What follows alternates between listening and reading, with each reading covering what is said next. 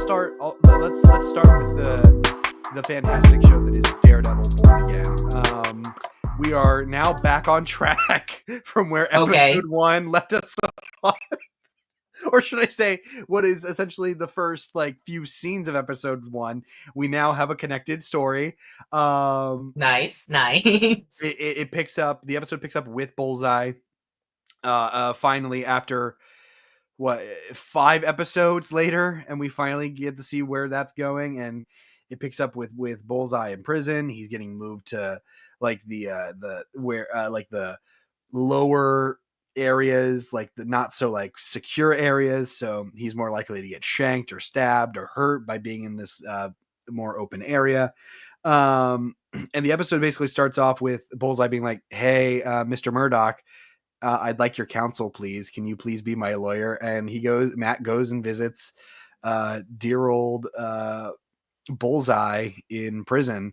And my God, dude, when I talk about scenes that are going to stick in my head and live in my head rent free, that scene of them in the room, it was pure magic. It was like watching Bernthal and Charlie Cox do their scene together in episode 4, like lightning in a bottle.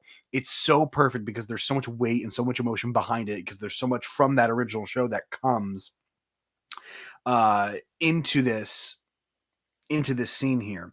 And it's so nice to watch, man. I know I stated this in previous episodes.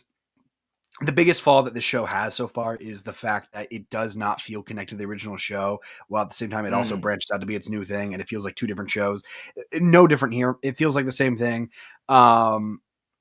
except I still believe that, like I said, season 2 is their make or break moment.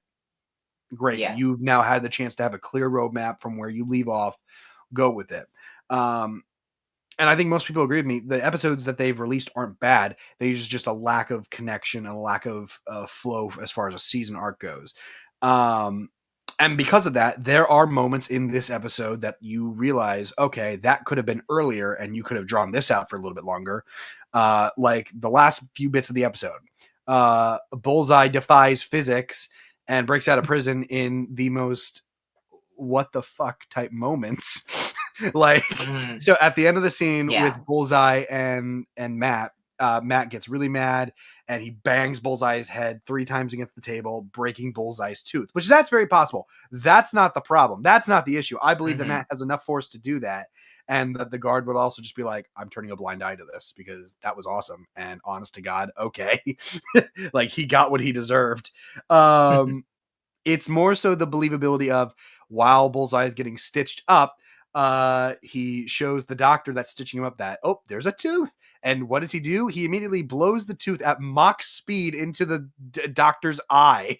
And I'm like, wait a minute. That's not how physics works. That's not, like, I know he has perfect aim and that in Bullseye's perfect world, he could probably hit the spot, but it's not going to go into his eye. And then immediately because here's the thing, him not missing is fine. If you want to hit the eye, that's fine. And a tooth at supersonic speeds can do a lot of damage to an eye. Sure. How is Bullseye launching this at that fast? It's I probably peaked the mic there, but I know I can't, and I guess I haven't trained. I'm not a trained assassin, but how? Bullseye gave it that little hawk to and spit on that thing, if you know what I mean. God, that's terrible. I laughed so hard, and I didn't want to laugh because at the same time, look, it was cool to see, but the physics didn't match up. And I'm like, that doesn't make sense. You can't just do that. You might be able to knock him on his feet and hurt his eye so that he's in pain on the ground, giving you a chance to stand up and do something. But you can't do that. It's not possible. But anyway, you just kind of had to turn your brain off and go with it. And then once he grabbed weapons, I was like, okay, that's fine. Yeah, now you're impaling people. You're actually killing people that way. Fine, whatever. Another unbelievable moment is just Bullseye donning a guard's uniform and completely walking out of the prison onto a bus with other guards. No guard is going to recognize that this is the famous inmate they've been guarding. That type of scene happens a lot in media. In fact, it happened in a show that I watched this week. Like, literally, here's the thing. He didn't put on a guard's uniform. He walked out in a prisoner's uniform, and no one recognized him. And, like, I hate those scenes. I'm gonna be honest. Like, you want to talk about, like, define... Like, you brought up the point exactly. Like, yes, his clothing is different, but I don't stare at someone's clothes to recognize them. I look at their face. Like, Sure. I guess it's the whole Superman thing of glasses, no glasses, but, like, I don't know. I don't know. No, and again, Continue. Sorry, I just hate that. No, and I turned my brain off for some of this because it's clearly showing that they are rushing a ending, and this final episode probably will be fine. Like, now that they have every story beat they have that they wanted set up, this final episode, I have no doubt or worry that it isn't going to be good or that it isn't going to be fine. This episode itself also wasn't bad and fine. I still had a lot of fun with it, but to get to the point of what they wanted, they clearly rushed it. And if they were going to do that, they should have made it this happen earlier in the show. Sure, it might make an episode longer, or it might make this episode shorter because they have to move those scenes over. Get Bullseye out of prison earlier, or get him out in a way that's not so honestly just stupid. Like, it was cool, but it was beyond stupid, and that's not what I expected from a Daredevil show. Again, Bullseye defying physics. He hits everything on aim, so physics really shouldn't matter to Bullseye, but you get what I mean when I say that. And so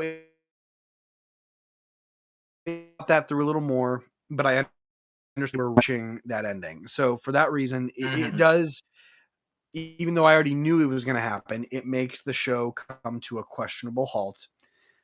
And it makes you just look at it and go, okay, that doesn't seem right. Things I loved about this episode, I loved the resolution to Vanessa and Wilson with Vanessa cheating on Wilson, and how Fisk is just like, look, I'm going to reveal the truth to you. I've been hiding your boo below in this thing, and I've been beating him senseless almost every weekend. It's like my religion, you know. And he just like comes clean, and he's like, Vanessa, I'm offering you the choice. You know, die with him or be happy with me. And she picks up the gun and she just straight up kills this guy.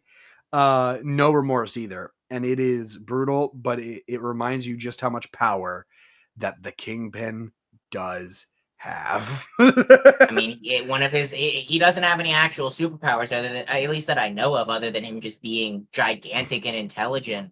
But his manipulation ability and his powerful. Like, yeah, he is powerful. Like, no normal person can survive a bullet to the face, right. Like he did in Echo.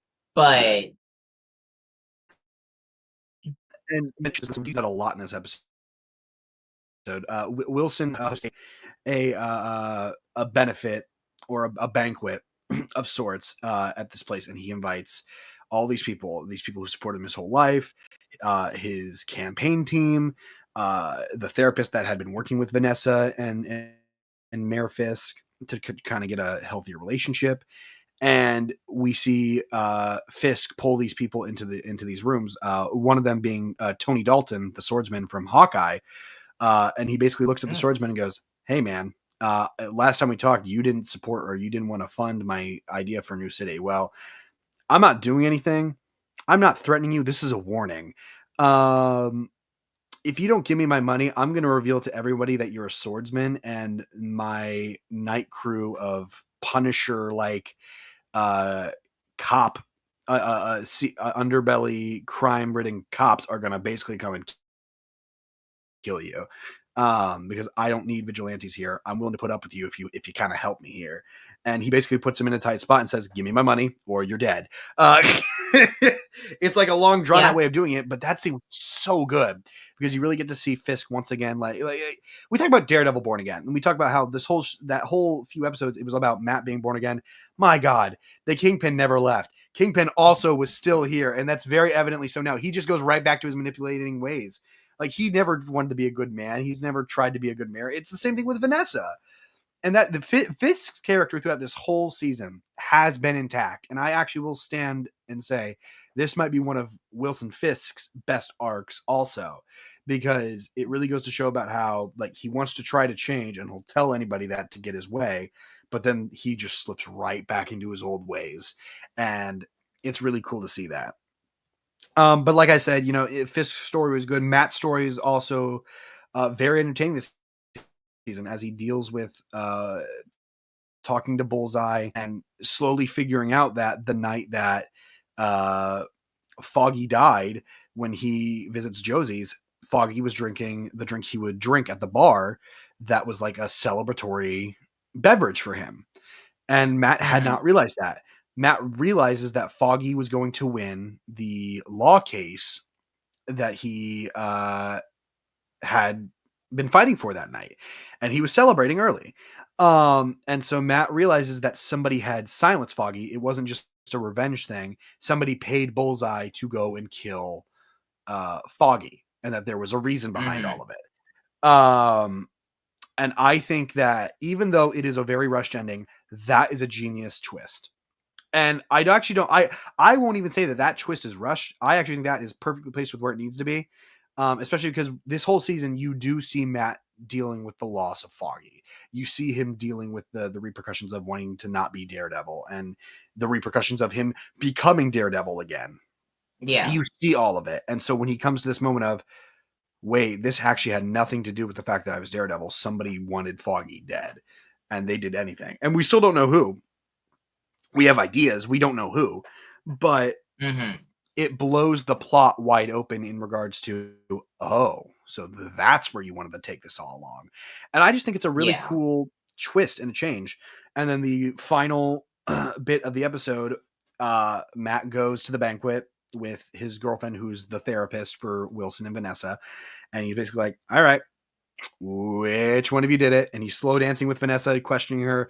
And all of a sudden, he hears the gun get cocked back. He sees where Bullseye he hears where Bullseye is, and as Bullseye goes to shoot Wilson Fisk, Matt jumps in front of the bullet, and the episode ends with Matt bleeding out. Obviously, he's not going to die. It's Daredevil. He's not going to die. And we also have a season twist. Yeah, really. He's not going to die, but